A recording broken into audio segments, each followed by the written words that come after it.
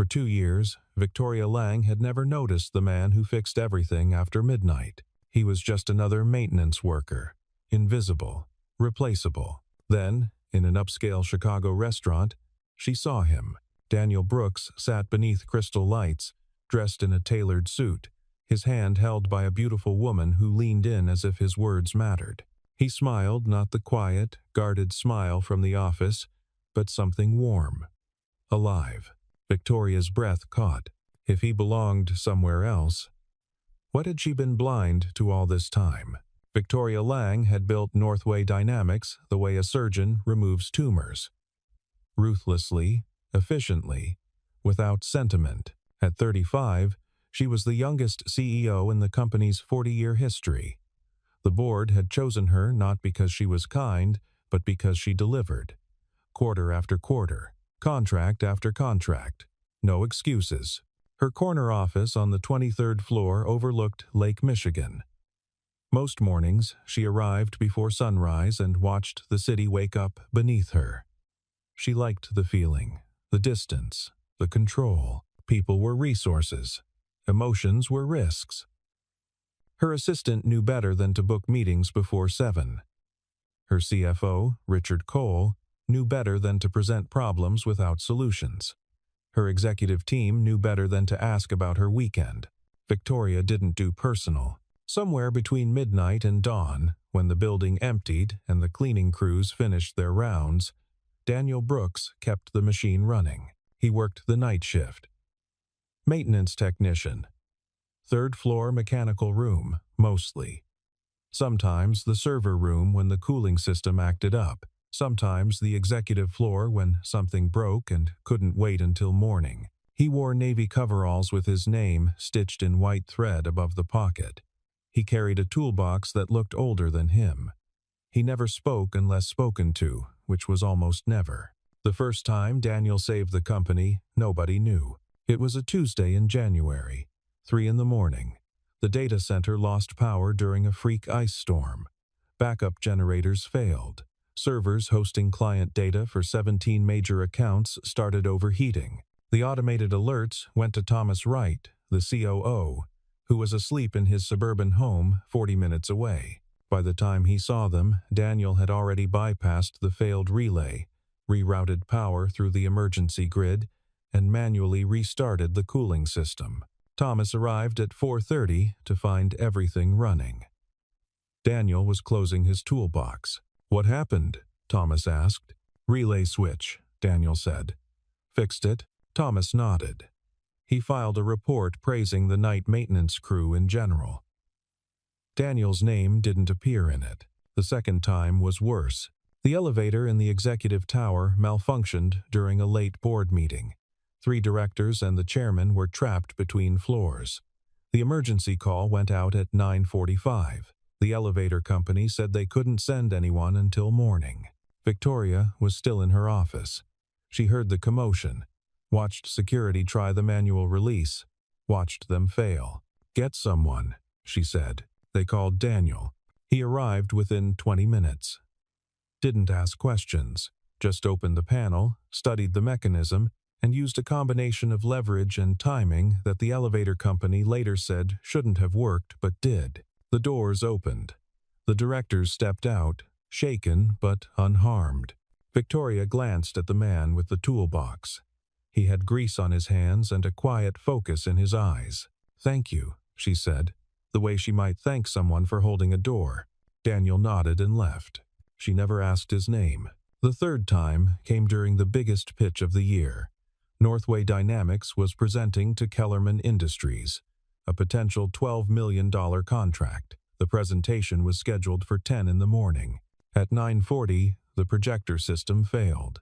It couldn't fix it. The vendor was unreachable. Victoria stood in the conference room, her jaw tight, watching the clock. "Get maintenance," someone said. Daniel walked in carrying a replacement bulb and a stepladder. He swapped out the component, tested the system, and had it running in under 6 minutes. Victoria didn't thank him this time. She was already focused on the presentation. They won the contract. Daniel went back to the mechanical room. He had a daughter. Her name was Lena. She was 7 years old, bright-eyed and curious, and the only reason Daniel worked nights. Daycare ended at 6. The evening shift at Northway Dynamics started at 4. The night shift started at 11 and ended at 7, which meant he could drop Lena at school and pick her up without paying for extended care he couldn't afford. He'd been doing it for 2 years. Since his wife died, the cancer had been fast. Diagnosis to funeral in 8 months. The medical bills had been slower. He was still paying them. Lena didn't know that. She knew her dad fixed things.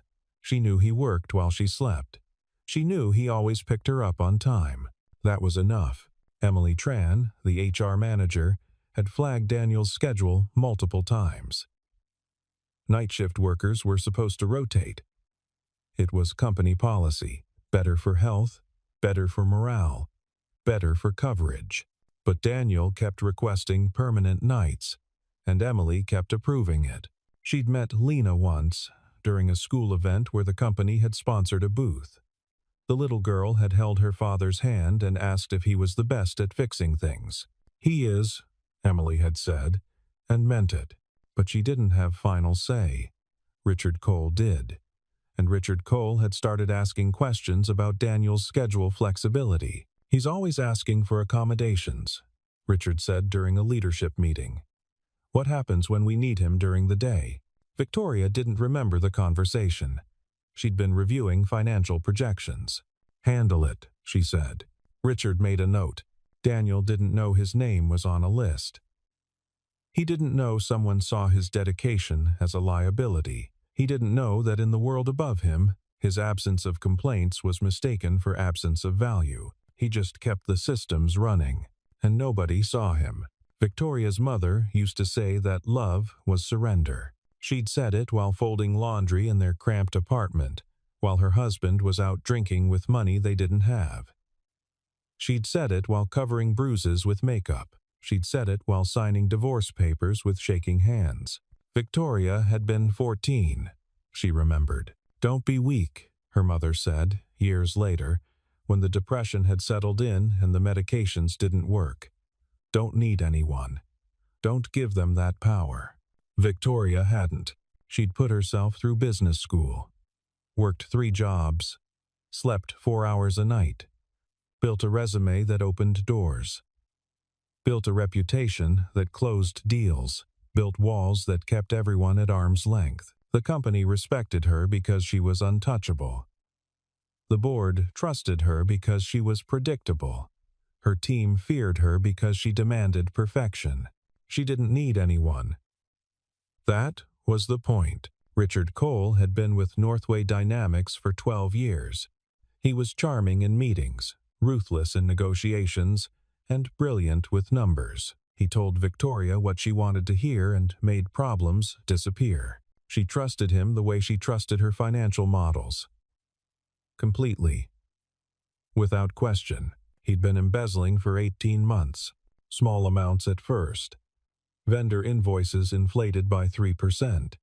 Consulting fees that didn't quite match the contracts.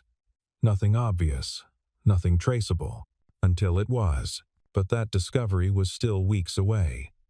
For now, Richard Cole sat across from Victoria's desk and reviewed the quarterly budget. "We need to cut operational costs," he said. "Maintenance is overstaffed." Victoria looked up. "How much overstaffed? We're paying for flexibility we don't use."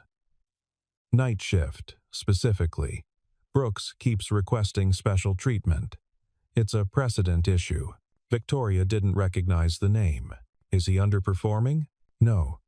But he's inflexible. We can hire someone willing to rotate shifts, someone without complications." She signed the memo. It authorized HR to begin evaluating night maintenance staffing levels. Daniel never saw it. Lena had a project due. She was building a model of the water cycle using a plastic bottle, cotton balls, and food coloring. Daniel had stayed up until 2 in the morning, helping her get the condensation effect right. She'd beamed when it worked. "Dad, you're magic," she said. He'd smiled, kissed her forehead, driven her to school, gone to work, exhausted. At 3 in the morning, the HVAC system on the 19th floor started making a grinding noise. Daniel climbed into the ductwork, found a loose mounting bracket, and stabilized it before the vibration could damage the motor. Nobody knew. At 6:45, he clocked out. At 7:15, he was parked outside Lena's school. At 7:30, she climbed into the back seat with her backpack and her water cycle model. Mrs. Patterson loved it, she said. Of course she did, Daniel said. Emily watched the interaction from her car across the parking lot. She was dropping off her own son. She saw the way Daniel's face changed when his daughter appeared, the way his exhaustion fell away. She made a decision. When Richard's memo crossed her desk, she buried it, rewrote the evaluation to show that Daniel was essential, not expendable, sent it back with a recommendation for retention. Richard didn't argue. He just made another note. Victoria didn't think about maintenance workers. She didn't think about childcare. She didn't think about the people who kept her world running while she slept. She thought about growth, about market share, about the investor dinner scheduled for Friday at Aurelia, the kind of restaurant where reservations required 6 weeks' notice and entrees cost more than Daniel made in a day. She thought about power, and power, she'd learned, required distance. Aurelia occupied the top floor of a building in River North, floor-to-ceiling windows, chandeliers that looked like frozen waterfalls, a wine list thicker than most contracts. Victoria arrived at 7. She wore black, simple and severe, the kind of dress that didn't compete for attention because it didn't need to. Her hair was pulled back. Her jewelry was minimal. She looked like someone who owned the room. The investors were already seated. 3 men, 1 woman, all older than Victoria, all worth more than her company. They wanted assurances. They wanted projections. They wanted to see that Northway Dynamics was a safe bet. She gave them what they wanted. The chairman of her board, Gerald Hayes, sat beside her. He laughed at the right moments, toasted at the right moments, did the political work that Victoria couldn't be bothered with. The conversation flowed. Wine was poured. Plates arrived and were cleared, and then Victoria saw him. Daniel Brooks sat 3 tables away beneath one of those frozen chandeliers.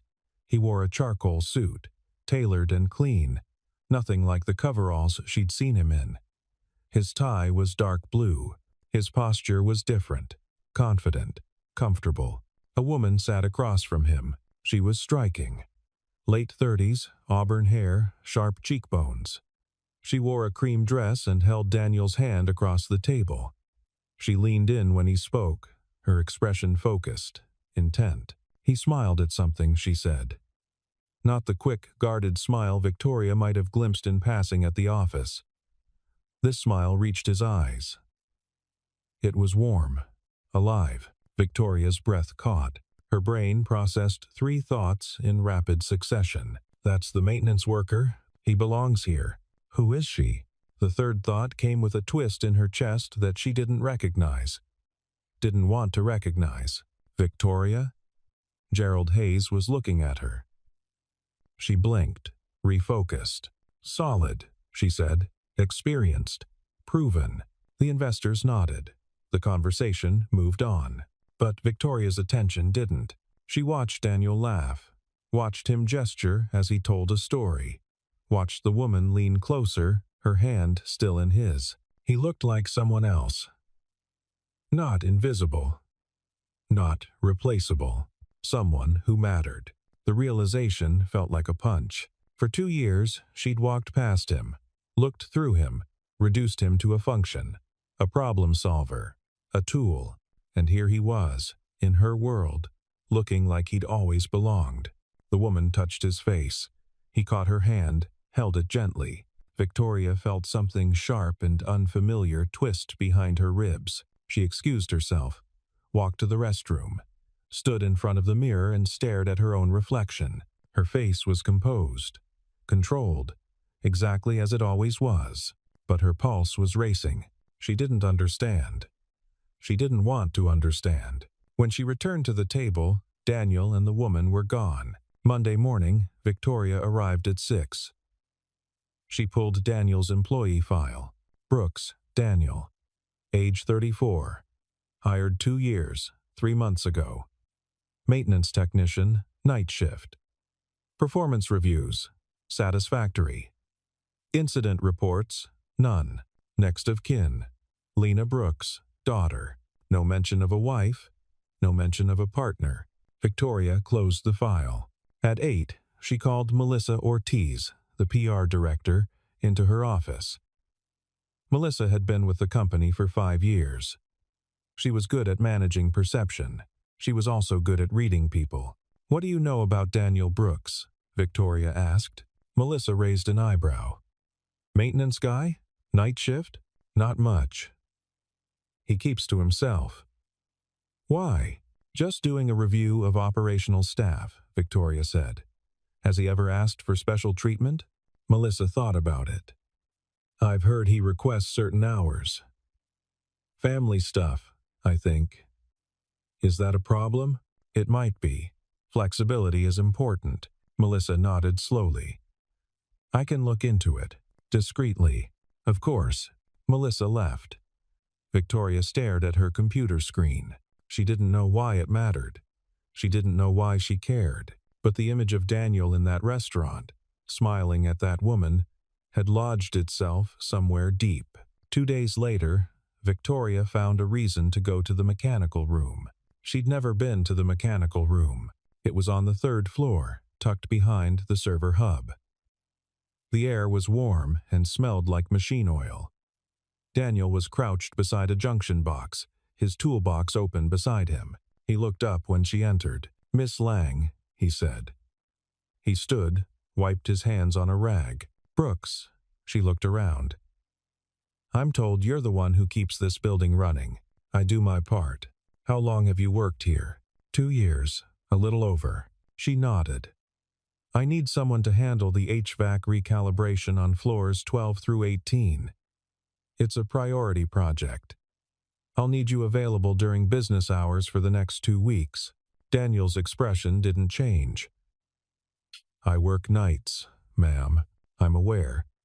I'm asking you to adjust. I can't." The words were quiet, firm. Victoria felt something flare in her chest. "Can't or won't? I have a daughter. I pick her up from school. If I work days, I can't do that. Child care exists. I can't afford it." The silence stretched. Victoria heard the hum of machinery, the distant sound of a ventilation fan. She studied Daniel's face. He didn't look angry. He didn't look defiant. He looked tired. "Your job requires flexibility," she said. "I understand. But I need this shift.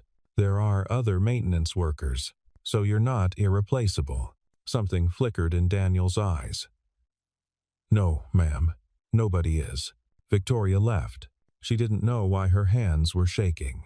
Richard Cole was a patient man. He'd been moving money for 18 months. Small amounts, careful amounts. Enough to fund a lifestyle his salary couldn't support, but not enough to trigger audits. The problem was Emily Tran. She'd started asking questions about vendor invoices. Nothing direct, just curiosity. But curiosity was dangerous. Richard needed a distraction, something loud enough to shift focus. Daniel Brooks was perfect. Richard had been watching the way Victoria's behavior had changed. The questions about maintenance schedules, the sudden interest in operational staff, the trip to the mechanical room. He recognized jealousy. He'd seen it before. It made people sloppy. He called Melissa into his office. "I need you to check something for me," he said, quietly. "Daniel Brooks has been leaving the building during his shift. I think he might be meeting someone." "Meeting someone?" Melissa frowned. "Like who?" "I don't know. But if he's using company time for personal business, that's a problem." Melissa hesitated. "Do you have proof? Security footage?" "I just need you to confirm." It was a lie. But Melissa trusted Richard. Everyone did. She pulled the footage. The cameras showed Daniel leaving through the loading dock at 2 in the morning, returning 90 minutes later. It had happened 3 times in the past 2 weeks. Melissa brought it to Richard. "What was he doing?" she asked. "I don't know. But it's inappropriate. Should we report it?" Richard nodded. "To Victoria. She'll want to know." The footage reached Victoria's desk by Thursday afternoon. She watched it 3 times. Daniel leaving the building. Returning later. His expression unreadable. She thought about the woman in the restaurant, the way she'd touched his face. Was he meeting her? Victoria's jaw tightened. Friday morning, Melissa arranged for Victoria to have lunch at a cafe near the office. A casual suggestion, a place with outdoor seating. Victoria arrived at noon. At 12:15, Daniel walked past. The woman from the restaurant was with him. They sat at a table across the street. He ordered coffee. She pulled out a folder. They talked, heads close together, the conversation serious. Victoria couldn't hear them. She could only watch. The woman handed Daniel a document. He read it, his expression tight, nodded, signed something. They left together. Victoria felt cold. Monday morning, she called Daniel into the conference room. Richard Cole was there. So was Thomas Wright. So was Melissa. Daniel walked in, still in his coveralls, and stopped when he saw the setup. "Sit down," Victoria said. He sat. "We have concerns about your conduct," she said. Her voice was steady, controlled. "You've been leaving the premises during your shift. Multiple times, meeting someone." Daniel's face didn't change. "Yes, you admit it." "I do. Care to explain?" He looked at her. Really looked at her. For the first time in 2 years, their eyes met fully. "I can't," he said. "Can't or won't?" "Can't." Richard leaned forward. "Are you aware of the company's confidentiality agreements? The data you have access to?" "I am." "And you don't think it's a problem that you're meeting with someone outside the company, using work time, without disclosure?" Daniel's jaw tightened. "It's not what you think." "Then tell us what it is," Victoria said. "I can't." "Then we have a problem." The silence was heavy. Finally, Daniel stood. "Am I being accused of something?" "We're investigating," Richard said. "Then investigate. But I'm not answering questions without knowing what I'm accused of." He walked out. Victoria watched him go. Her chest felt tight. Daniel didn't sleep that night. Lena asked him what was wrong over breakfast. He said he was tired. She didn't believe him. But she was 7. She didn't push. He dropped her at school, sat in his car, stared at the steering wheel. The job paid $42,000 a year. It came with health insurance, dental, vision, a retirement plan he couldn't contribute to yet, but someday. It was the best job he'd had since his wife died, and it was slipping away. He thought about the folder Sophia Grant had given him, the lawyer who'd contacted him 3 months ago, the investigation into Northway Dynamics' financial irregularities. He'd signed a non-disclosure agreement. He was a witness. He couldn't talk. But now the company thought he was the criminal. At 10 that morning, Emily called him. "Daniel, what the hell is going on?" "I don't know. Richard Cole is saying you're leaking data. That you've been meeting with competitors." "That's not true." "I know it's not true. But they're building a case." Daniel closed his eyes. "I can't fight this." "Yes, you can. I'll help you. Emily, I have a daughter. I can't afford a legal battle. I can't afford to get fired and have it follow me. So what are you going to do?" He didn't answer. Tuesday morning, Daniel submitted his resignation. 2 weeks' notice, effective immediately if they preferred. Thomas Wright called him within an hour. "You don't have to do this," Thomas said. "Yeah, I do. What happened?" "Talk to me." "I can't." "Daniel, I need this job, Tom. But I need my daughter more, and I can't stay somewhere that thinks I'm a thief." He hung up. Victoria found the resignation on her desk at noon. Richard had forwarded it with a note. Problem solved. She stared at the paper. Daniel Brooks, 2 weeks' notice, grateful for the opportunity, regrets any inconvenience. It was formal, polite, empty. She thought about his face in the conference room, the way he'd looked at her. Not angry, just tired. She thought about the way he'd smiled at that woman in the restaurant, the warmth, the life. She thought about the 2 years he'd kept her company running, invisible and unacknowledged, and she felt something crack. That night, Lena asked her father if they were moving. "No, baby, we're not moving." "Then why did you stop working?" Daniel pulled her into his lap. "Sometimes things change, but I'll find something else. I promise." "Will it have insurance?" He froze. "Why are you asking that? I heard you on the phone. You said we needed insurance." He held her tighter. "Don't worry about that. I'll figure it out." But his voice shook. Victoria left the office at 6. She didn't know where she was going until she was already driving. Daniel's address was in his employee file. A neighborhood on the south side. Old buildings, cracked sidewalks, cars that had seen better decades. She parked across the street. Watched. The apartment was on the 2nd floor. Lights on. Curtains drawn, but not completely. She saw movement. Daniel, carrying a plate. Lena, sitting at a small table. They were eating dinner. Just the two of them. Victoria sat in her car and watched. She didn't know what she was doing. Didn't know what she was looking for. But she couldn't leave. At 7:30, someone knocked on Daniel's door. He opened it. Sophia Grant stood in the hallway. Victoria's chest tightened. Sophia stepped inside. Daniel closed the door. Victoria waited. 20 minutes later, Sophia left. Daniel walked her to the stairwell. They stood in the hallway, talking. Victoria couldn't hear them, but she could see their faces. Sophia handed him another folder. Daniel shook his head. She said something. He sighed, nodded. They didn't touch. No hand-holding, no embrace. Sophia left. Daniel stood in the hallway for a long moment. Then went back inside. Victoria's phone buzzed. "Thomas Wright. We need to talk," the message said. "About Daniel." "About Richard." She called him. "What's going on?" she asked. "Not over the phone." "My office. Tomorrow morning. 7. Thomas. Trust me." 7. He hung up. Victoria sat in her car for another hour, watching the light in Daniel's window, watching him move through his small life.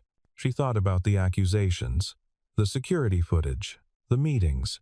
She thought about the resignation, and she thought about the way Richard Cole had smiled when he forwarded it to her. Something didn't fit. The server room alarm triggered at 2 in the morning. There was no one to respond. By 4, the temperature had risen 12 degrees. The backup cooling failed. The system began throttling processes to prevent overheating. By 6, 3 critical applications were offline. By 7, the phones started ringing. Thomas Wright arrived at 7:15. Emily arrived at 7:20. Richard Cole arrived at 7:30, looking oddly composed. Victoria was already in the server room. "What happened?" she asked. "Cooling system malfunction," Thomas said. "The automated failover didn't trigger." "Where's maintenance?" Daniel Brooks was night maintenance. "He's gone." The words hung in the air. "Get someone else," Victoria said. "There is no one else. We cut the overnight position 6 months ago." Daniel was covering 2 shifts. Victoria turned slowly. "What?" Thomas looked at Richard. Richard looked at his phone. "We streamlined operations," Richard said. "It was more efficient." "Efficient?" Thomas's voice rose. "We've been running on 1 technician doing the work of 2, and now we're dead in the water." "We'll call a contractor," Richard said. "Contractors take hours. We have clients expecting service in 90 minutes. Victoria felt cold. "How bad is it?" "Kellerman Industries. Their data pipeline. If we don't restore service by 9, we're in breach of contract. $12 million. The contract she'd won 6 months ago. The account she'd built her quarterly projections around. Get Daniel back, she said. He resigned, Richard said. I don't care. Offer him double, triple. Emily pulled out her phone. Dialed. It rang. And rang. No answer. She tried again. Nothing. Thomas looked at Victoria. He's not coming back. Why not? Because we accused him of being a criminal. The words settled like stones. Victoria looked at the server racks. The blinking error lights, the systems failing one by one. She thought about Daniel in the mechanical room. The junction box. The quiet competence. She thought about the 2 years he'd held this place together. And she thought about the resignation letter. Problem solved. Richard, she said slowly, who initiated the investigation into Daniel? I brought concerns to your attention, he said, based on the evidence. What evidence? Security footage. Meeting with outside parties during work hours. Outside parties, Victoria repeated. Who was he meeting? Richard hesitated. We don't know. You don't know. But you accused him anyway. The pattern was concerning. Thomas was looking at Richard now. Really looking. When did you first notice this pattern? Thomas asked. 2 weeks ago. And when did the vendor invoice discrepancies start? Richard's face went still. What discrepancies? Victoria asked. Thomas pulled out his phone. I was going to talk to you this morning. I've been reviewing the quarterly financials. There are inconsistencies. Small ones. Vendor payments that don't match contracts. It's been going on for months. How many months? 18. Victoria looked at Richard.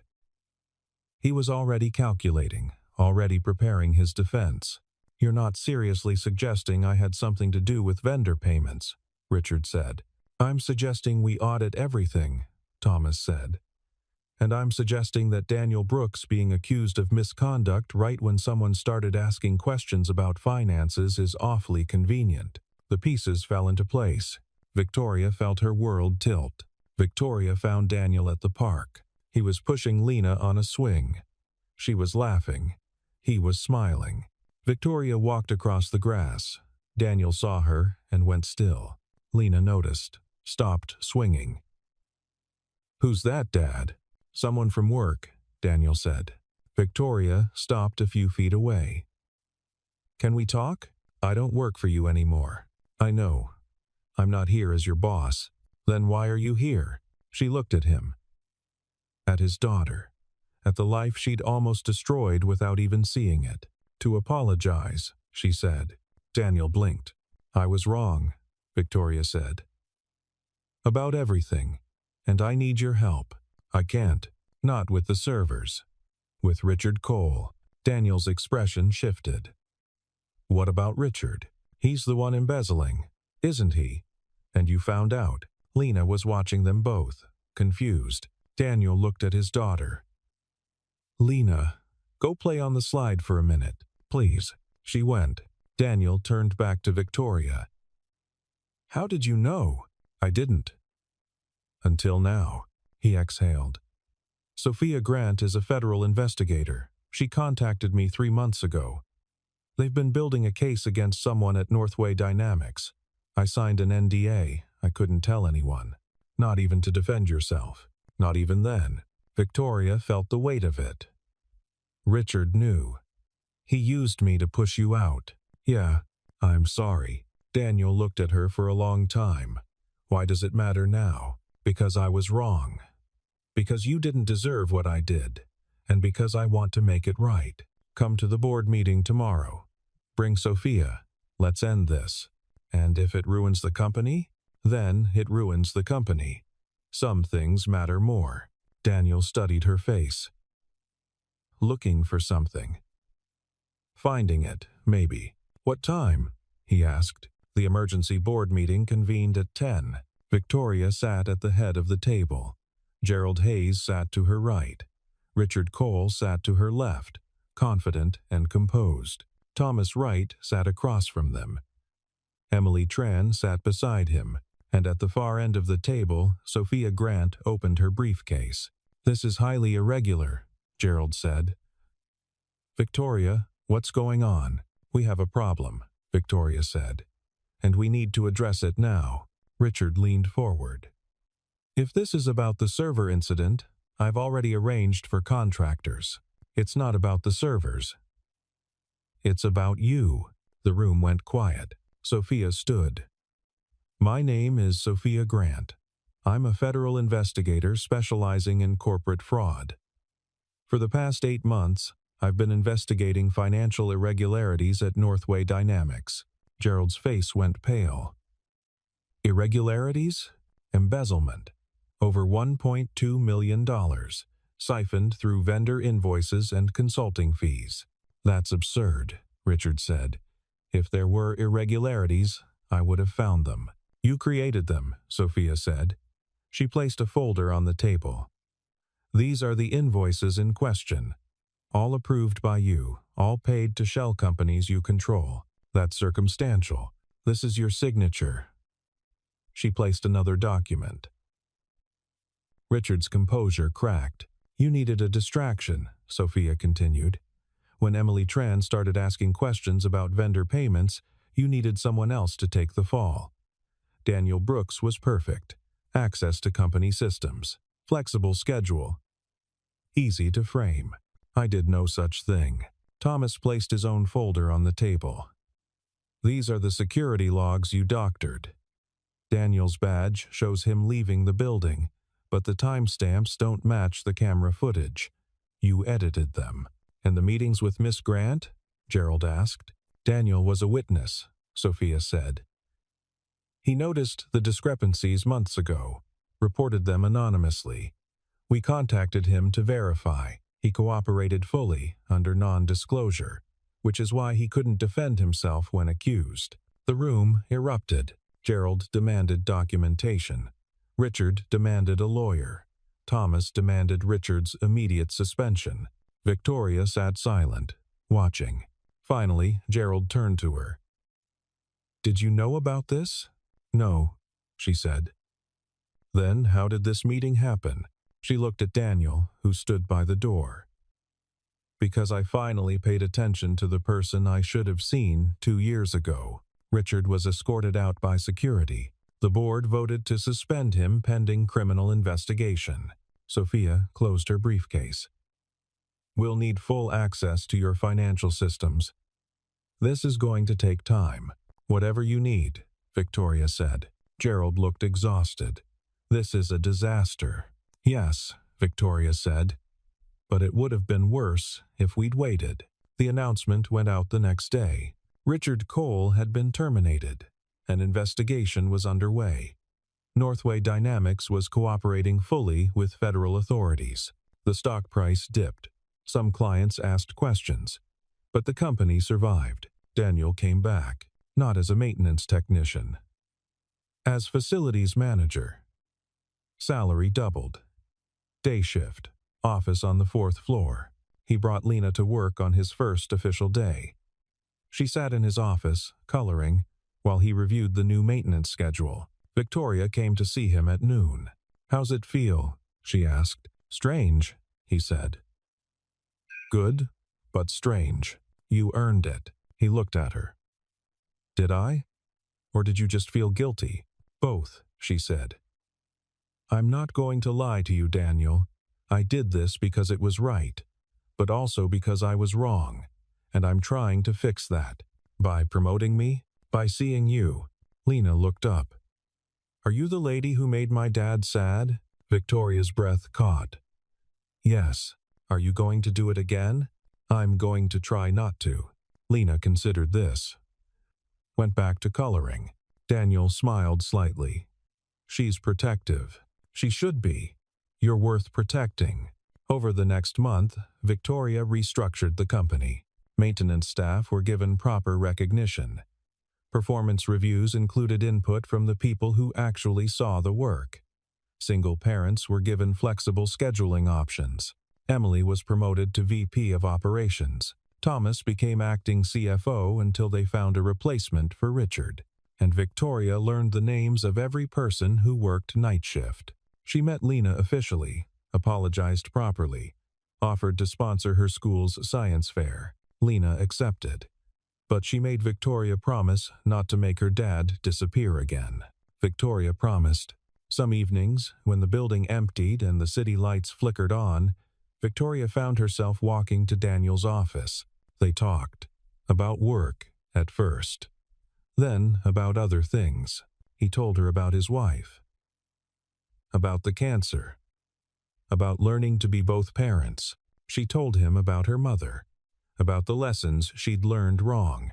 About the walls she'd built. Neither of them called it therapy. But it felt like healing. One night, 3 months after the board meeting, Daniel invited her to dinner. Not at Aurelia. At a diner near his apartment. Burgers and fries. Lena came too.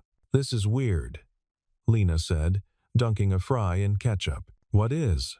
Daniel asked. "You and her being friends. Is it bad weird?" Victoria asked. Lena thought about it.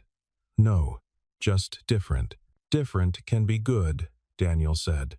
"I guess." They ate, talked, laughed, and for the first time in years, Victoria felt like she was exactly where she belonged. Not above anyone. Not below anyone. Just present, just seen. A few weeks later, the federal investigation concluded. Richard Cole was indicted on 12 counts of fraud and embezzlement. He pleaded guilty. 5 years in prison. The settlement recovered most of the stolen funds. Northway Dynamics paid fines but avoided criminal charges. The board commended Victoria for her handling of the crisis. She didn't feel like a hero. She felt like someone who'd finally learned to pay attention. At the next all-staff meeting, she did something unusual. She told the story. Not the sanitized version. Not the corporate spin. About Daniel. About her blindness. About the systems that made people invisible. "I built this company on efficiency," she said. "But I forgot that efficiency without humanity is just machinery. And machinery breaks." She looked at Daniel, sitting in the 3rd row, Lena beside him. "I'm grateful to the person who held us together when I didn't even see him. And I'm grateful to his daughter, who reminded me that people aren't supposed to disappear." The room was silent. Then someone clapped. Then another. Then everyone. Daniel didn't stand. Didn't wave. Just nodded once. That night, Victoria drove to the south side. Parked across from Daniel's apartment. But this time, she didn't watch from the car. She knocked on the door. Daniel opened it. Lena peered around his leg. "Is everything okay?" he asked. "Yes," Victoria said. "I just wanted to see if you'd like to get coffee. Sometime." No agenda. Just coffee. Daniel smiled. The warm smile. The alive one. "Yeah," he said. "I'd like that." Lena grinned. "Always," Victoria said, and she meant it. 3 months later, the 3 of them were at that diner again. Different booth. Same burgers. Lena was talking about her upcoming science project. Daniel was helping her brainstorm. Victoria was taking notes. "What if we built a model city?" Lena suggested. "With lights and everything?" "That's ambitious," Daniel said. "So?" Lena looked at Victoria. "You said ambitious is good." "I did say that." Then it settled. Lena went back to her fries, satisfied. Daniel looked at Victoria. "You realize she's going to put us both to work, right?" "I'm counting on it." They stayed until the diner closed. Walked out into the cool Chicago night. Lena between them, holding both their hands.